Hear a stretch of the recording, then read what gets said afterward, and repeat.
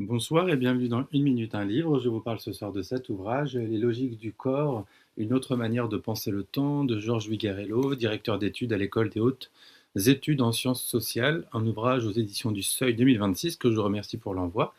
Il ne s'agit pas d'un manuel d'anatomie, mais bien d'une réflexion multidisciplinaire, histoire, philosophie, sociologie, biologie ou encore psychologie, en fait, traverse en tout cas l'ouvrage. Penser le corps renvoie à maintes représentations, terme d'ailleurs que l'auteur définit. Penser le corps renvoie à maintes possibilités, corps libertin, lesbien, triomphant, noir, de l'effroi, ou encore un corps qui parle, encore le silence du corps, le corps intelligent, le corps qui sait, etc. Et de l'Antiquité à aujourd'hui, l'histoire du corps renvoie à des réalités situées et contextualisées, et sont présentés ici des modèles de compréhension du corps et des représentations dominantes par époque. J'étais particulièrement curieux de lire cet ouvrage, connaissant le travail de l'auteur sur la fatigue. J'avais notamment eu écho d'éléments concernant le corps comme premier lieu où peut s'imposer en tout cas une domination. Mais également ce qui concerne le focus central de ce livre, je cite, la volonté délibérée de montrer comment l'histoire du corps révèle de profondes cohérences physiques, illustratives et sensibles au sein de chaque plage temporelle. Comment plus encore, ce sont de telles cohérences qui peuvent confirmer l'unité des plages temporelles elles-mêmes. L'histoire du corps renvoie nécessairement à des expériences ou des représentations personnelles. L'idée ici est bien de croiser les dynamiques, d'analyser le corps occidental, ses manières d'être au fil du temps, ses logiques d'existence, ses particularités.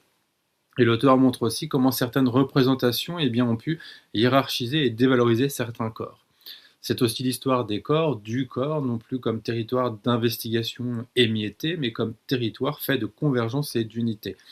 Parler de domination, par exemple, fait référence notamment à la question de domination du corps des femmes, qui hélas n'est pas nouvelle. L'auteur évoque notamment MeToo, mais plus historiquement, comme les corps ont été historiquement dominés, infériorisés. L'auteur cite notamment Rabelais, je cite, quand je dis femme, je dis sexe tant fragile, tant variable, tant muable, tant inconstant et imparfait, que nature me semble s'être esgorée de ce bon sens par lequel elle avait créé et formé toute chose. Quant à la Bastille, je parle volontairement, je garde le texte, la femme. Ceste Platon ne sait en quel rang ils les doivent colloquer, ou des animaux raisonnables, ou des bestes brutes. On comprend bien les représentations du corps féminin dans une époque donnée. En outre, le corps s'est d'abord révélé dans son imaginaire et ses fondements comme inéluctablement solidaire d'un milieu. Un constat est répété, je cite, l'univers des efficacités, des instruments, des machines, des options matérielles et des outils nourrit souvent son imaginaire, celui pourtant portant sur son fonctionnement interne, sa systématisation, ses actions, ses états.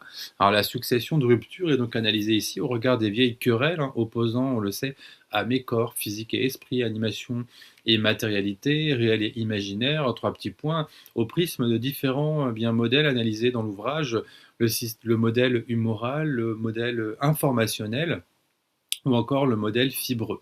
Et ce ne sont pas les seuls modèles d'ailleurs dans l'ouvrage. Alors c'est vraiment un texte complexe mais passionnant, un ouvrage qui analyse les logiques du corps, le corps comme objet de représentation, le corps comme construction historique ou encore le corps lié à des modèles de pensée, au regard notamment des époques qui sont alternées. Alors, au final, de l'Antiquité à aujourd'hui, l'auteur montre que le corps n'est jamais une évidence, il est toujours pensé à partir de modèles, de savoirs et de représentations situées propres à chaque époque.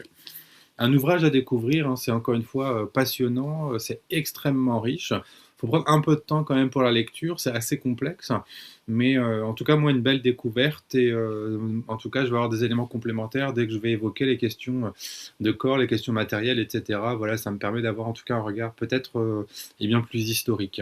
Je vous souhaite une bonne lecture, une bonne découverte et à bientôt.